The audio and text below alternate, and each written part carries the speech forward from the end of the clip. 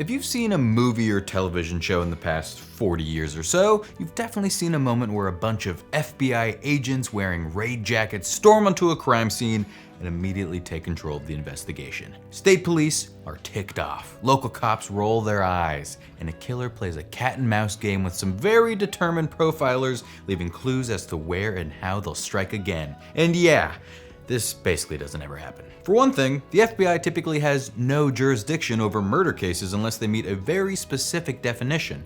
For another, the FBI can't really bark orders at local cops at the spur of the moment. Local law enforcement generally needs to actively solicit help from the agency and invite them in, sort of like a vampire. Even if there was some circumstance that meant the FBI needed to swoop in, they're not higher ranking than local law enforcement, so they all just work together. Hi.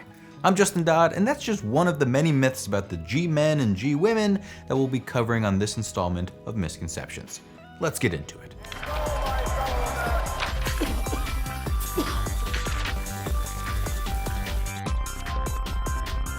While it seems like federal agents do little more than chase diabolical criminal masterminds around the country, that's not totally accurate.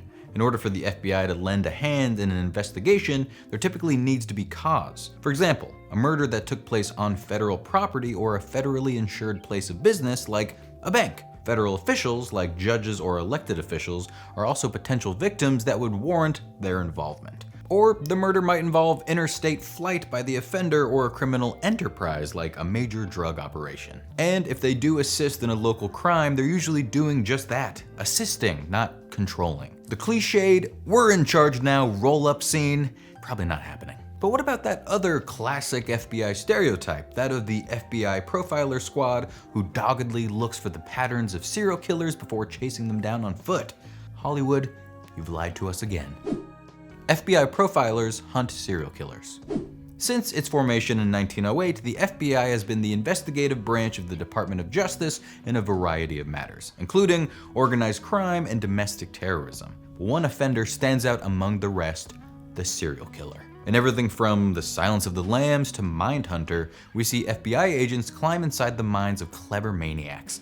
And while it's absolutely true the FBI has done extensive research on serial killers, there's not actually a position called profiler in the agency, shining a flashlight around an abandoned warehouse and imagining how the victim may have been dismembered. The FBI must get this question a lot since it appears as part of their Q&A on the official FBI website.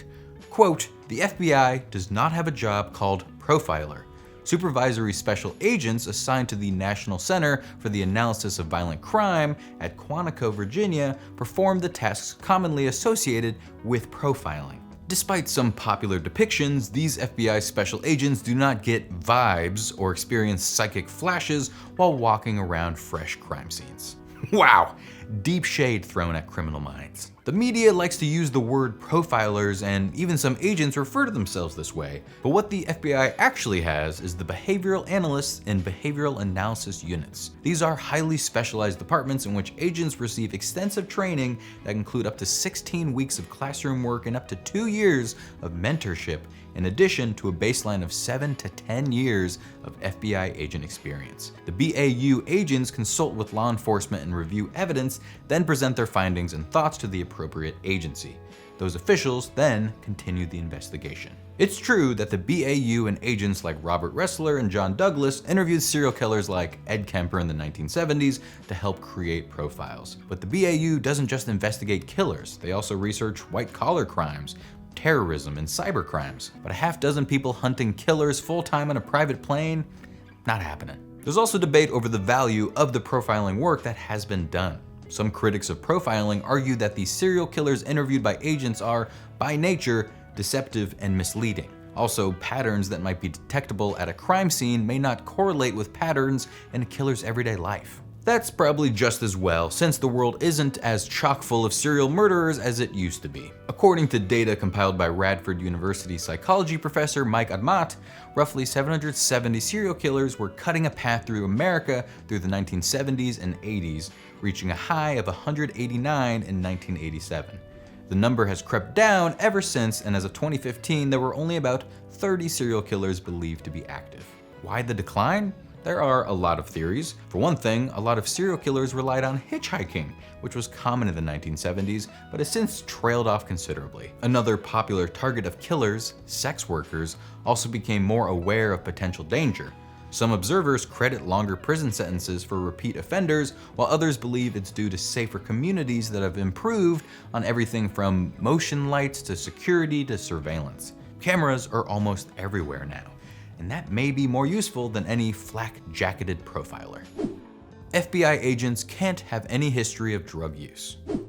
Picture your prototypical FBI agent. They're probably clean-cut, in a suit, and refusing to crack a smile. What they're not doing is sneaking rips off a Coke spoon in the bathroom. It's often believed that the FBI takes a total teetotaler approach to recruits. If you took even one puff of a spliff one time in college, you're simply not FBI material.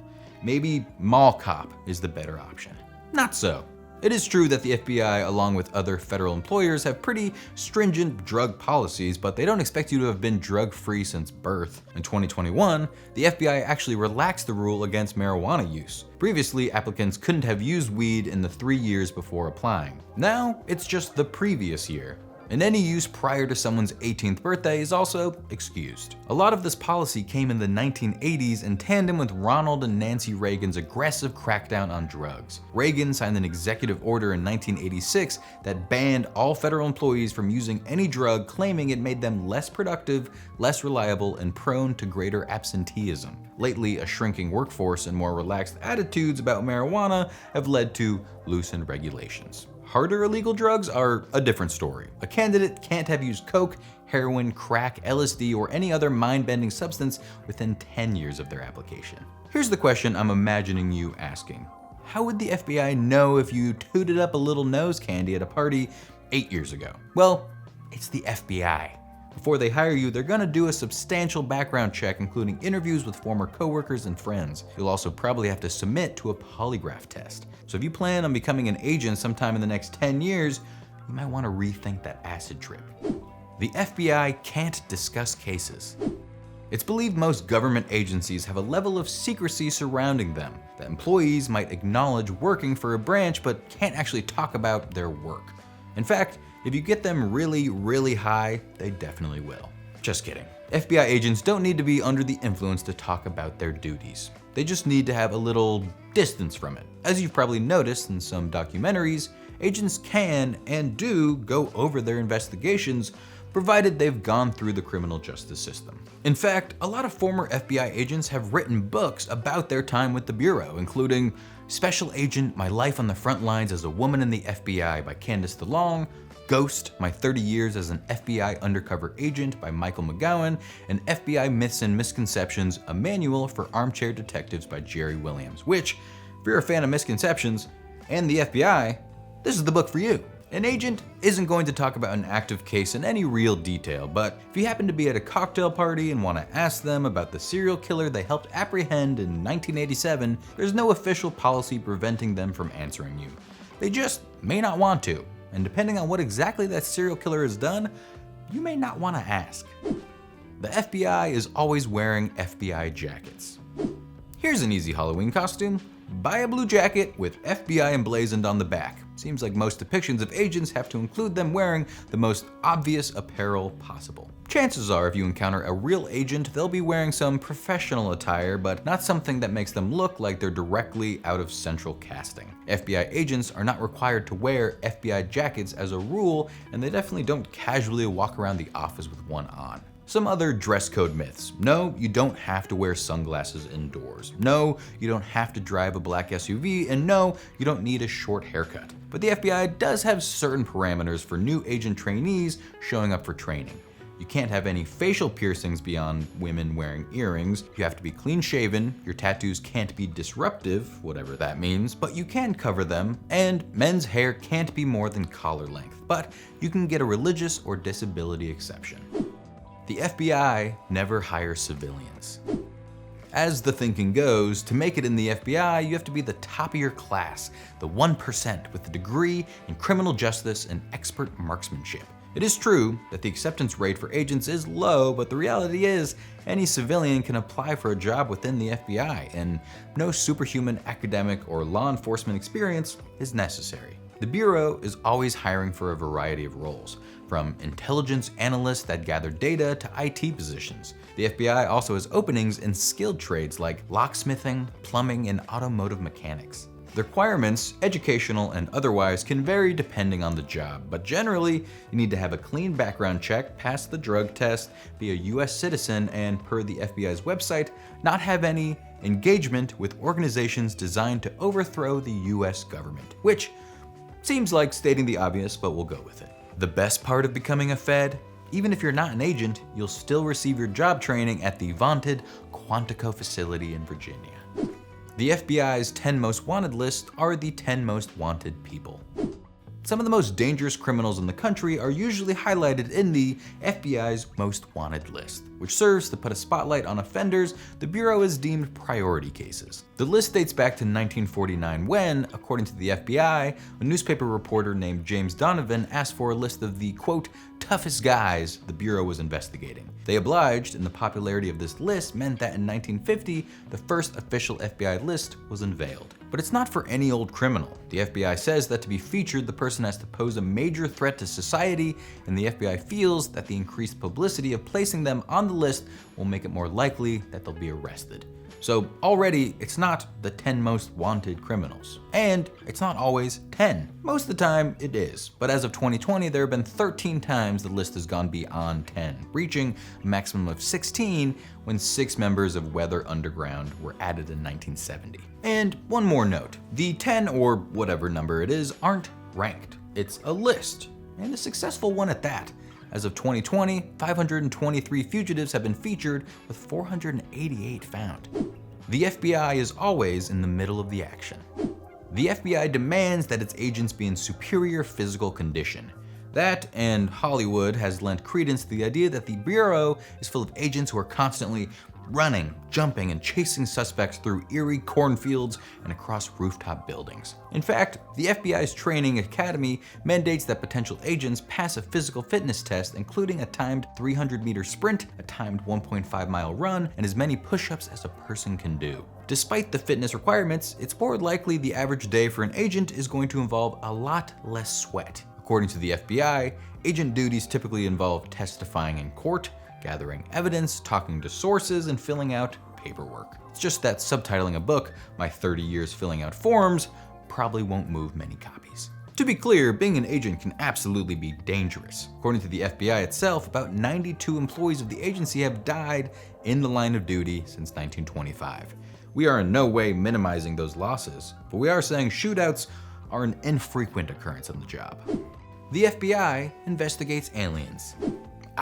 The X-Files. It's some of the best 1990s television you're ever gonna see. But it did have an unintended consequence of making people believe that there were agents like Mulder and Scully on the front lines of looking into supernatural phenomena. The FBI has even declared it one of the biggest myths about the agency. So, do they really have a basement full of agent outcasts following up on claims of alien visitation and abductions? If they did, honestly, they're not gonna tell us, but the FBI insists they do not. There was some activity at the Bureau in 1947 when things like the crash near Roswell, New Mexico prompted suspicion that a UFO had made a rough landing. The FBI offered its services to the predecessor of the Air Force, which initially agreed to allow agents to look into reports of flying saucers. This only lasted until 1950 though, when the FBI began turning over any such reports to the military. Anytime any kind of supernatural element is present in an FBI case file, it's usually because someone reported it to them. The agency has a file on a rash of unexplained cattle mutilations that occurred in the 1970s. But the file isn't much more than acknowledgement they were asked to look into it. They couldn't because they generally didn't have jurisdiction. In the late 1950s, the FBI also looked into claims of extrasensory perception, or ESP. As the agency could find no scientific basis for it, they did not pursue the matter. If you want to have someone look into a case of alien visitation, you can probably submit your evidence to NASA, which is marshaling more resources into investigating unidentified anomalous phenomena. But you probably don't need the FBI's help unless that alien is also a serial killer. Thanks for watching Misconceptions. I'll see you next time.